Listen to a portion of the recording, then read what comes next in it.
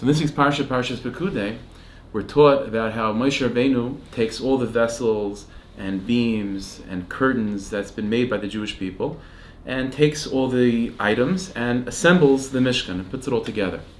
And the Torah tells us that each piece that Moshe Rabbeinu assembles, it describes it in such a way that Moshe Rabbeinu put the Aron in its spot as Hashem commanded him.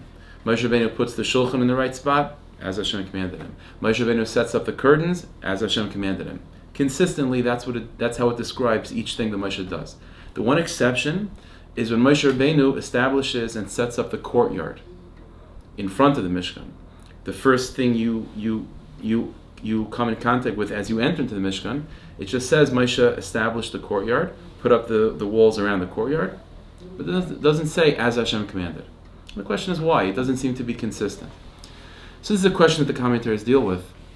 There's a beautiful answer that was given by Reb Leib Eger, Reb Eger's grandson, Reb Leib Eger.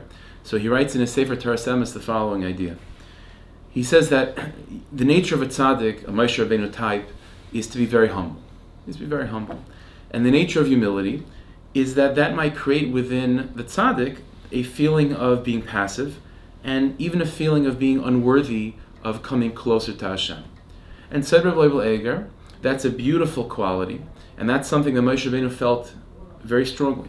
And when Moshe Rabbeinu therefore was about to enter into the sanctuary to put the Shulchan in the right spot, he felt that humility, he felt that awe in Hashem's presence, so much so that he couldn't really see himself as worthy of doing such a thing.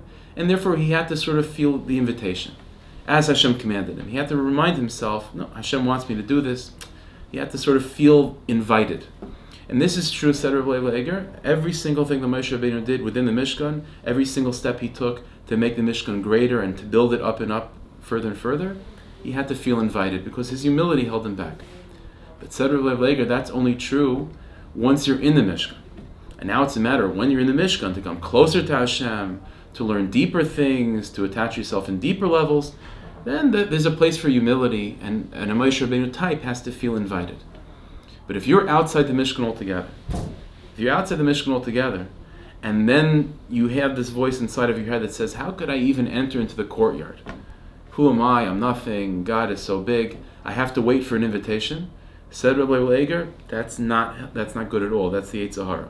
There's no place for humility when you're outside the Mishkan.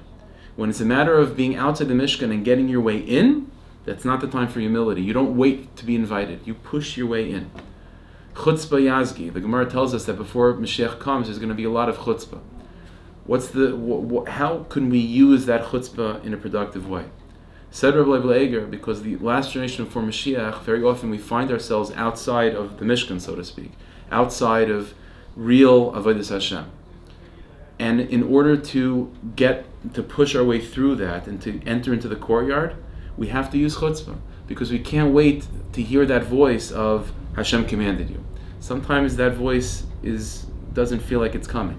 And Hashem wants us to be chutzpahdik, Hashem wants us to be brazen and to push our way through that entrance and to get into the chutzner. Once we're in the courtyard, then you can be a Moshe Rabbeinu, be humble and be submissive and wait for invitations further. But to get in, chutzpah. You have to go in, you have to break down all the rules, break down all the walls, and get yourself into the chutzner. No waiting for the words of Hashem commanded us. So Hashem should help. We should be zeicha to get our way into the chutzner, get our way into the Mishkan.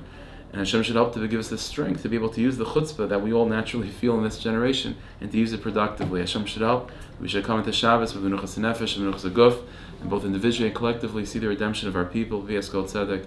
Meher v'meinu amen. Thank you, Hashem. Thank